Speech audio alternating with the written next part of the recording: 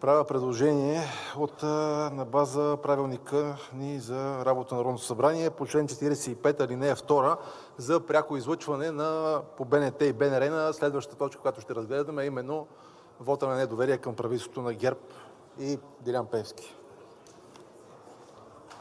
Уважаеми колеги, беше направено процедурно предложение за пряко излъчване на дебатите по следващата точка, а именно да бъдат включени камерите на Българската национална телевизия и на микрофоните на Българското национално радио. Моля, режим на гласуване.